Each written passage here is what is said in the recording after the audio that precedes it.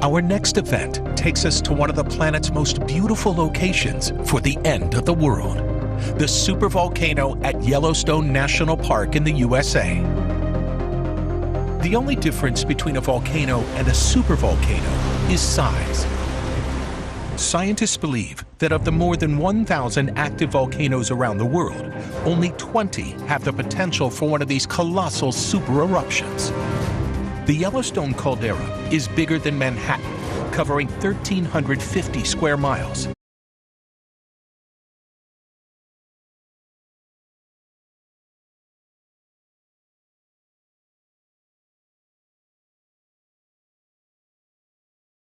It is, by any measure, colossal.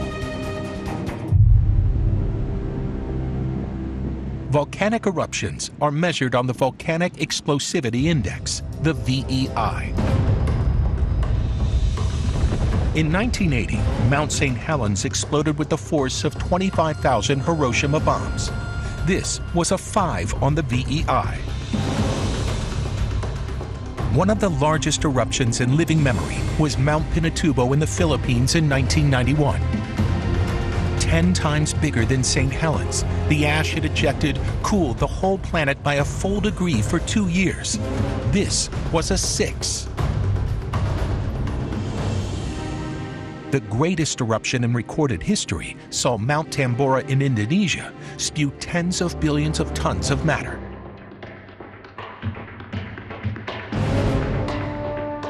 So much gas and ash was put into the stratosphere that parts of the northern hemisphere had a year without summer.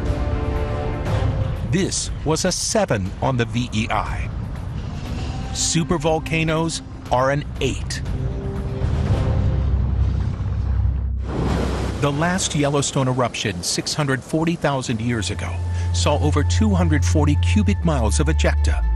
Trillions of tons of gas, ash, rock, and magma thrust out with the power of countless millions of atomic bombs. It changed the landscape of North America and the global climate for many years. Today, Yellowstone is heavily monitored, and we would likely have ample warning that it was going to blow again. The Earth sends warning signs in the forms of deformation and clusters of earthquakes. It's possible that we could evacuate in time, but if we didn't and Yellowstone were to repeat its last eruption, the shockwave from its initial blast would kill 90,000 people instantly. Not only would we have no chance of rescue, shortly after the cataclysmic explosion, their blood would boil, and they'd be buried in pyroclastic flows hundreds of feet deep in seconds. The majority of damage would be caused by trillions of tons of ash that would blanket large swaths of North America as the eruption continued for weeks, possibly months. Anything from fractions of an inch to several feet of hot, sharp rock and gas would rain down from the atmosphere for weeks on end. The air would be unbreathable. Plant life would be smothered. Day would turn to night. All of the Americas would be impacted. There would be no escape. In the immediate aftermath, millions would die from the air pollution, food shortages, and lack of clean water. Plant and animal life would be devastated across the land. It would be the greatest disaster in human history, but it wouldn't be the end of the world, or even humanity. The global climate would be impacted for years, possibly decades, as the trillions of tons of ash slowly fell back to Earth, blocking the sun's rays and cooling us up to 2.7 degrees. Drought and famine would increase globally. Air travel would be a thing of the past, as would summer, for at least a while. It would change the way we all live, possibly for generations.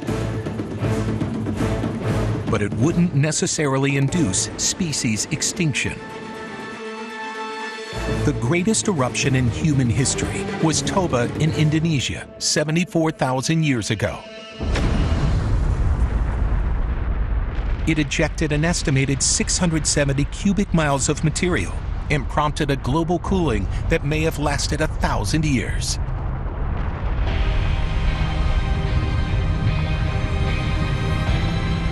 Despite this, primitive man survived and went on to thrive. Scientists don't believe any supereruption has the ability to destroy all life on Earth. But one will definitely happen. We just don't know where, when, or how big it will be. We might see it coming, but we can do nothing to stop it. It will impact life around the world. And it will lead to the deaths of millions, changing the lives of everyone on Earth. But the planet and mankind has survived them before and will again.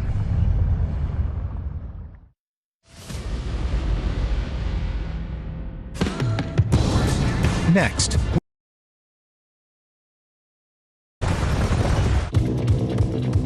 these tremors happen when the tectonic plates of the Earth shift. Usually, it's only a small shift, and so it creates a small quake. But when the tension between plates becomes too great and there's a big slip, the results can be devastating. We witnessed this when a quake struck off the coast of Sumatra, Indonesia on the 26th of December 2004. As the Indian plate violently slipped under the Burma plate, it shot portions of an 807-mile stretch of seabed upward by 16 feet. It was a huge movement of land. This was a 9.1 magnitude earthquake, the strongest to have happened in 40 years. It shook buildings for hundreds of miles around, and many were killed immediately by the shockwaves. But it was the tsunami from all the displaced water that caused the real devastation. Waves over 32 feet high bombarded the nearest shorelines, while countries more than 1,200 miles away were hit with 13-foot wave trains.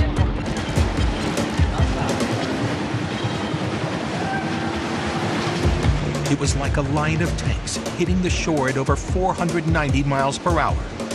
There is simply no stopping that volume of water. Buildings were torn down, cars thrown around like toys, and by the end, over 200,000 people lost their lives. However, in this extreme event, the vast majority of the damage occurred within a 620-mile radius of the epicenter. If the famed big one that is due to hit California's San Andreas Fault occurs, it won't have a severe impact outside of California. For a truly global event to occur, something far more dramatic would have to happen. Like the Pacific Plate breaking in two. It's very rare, but tectonic plates can break. We've seen this in Mexico. If that were to happen, the immense pressure the 40 million square mile plate is under would be released into the ocean. The damage would stretch many miles inland. Any affected coast would be effectively wiped clean. Billions of tons of mud and debris would be swept inland, burying entire cities and polluting water supplies. Millions could die all over the world. The damage would be in the many trillions, and recovery would take decades. Some areas would never recover.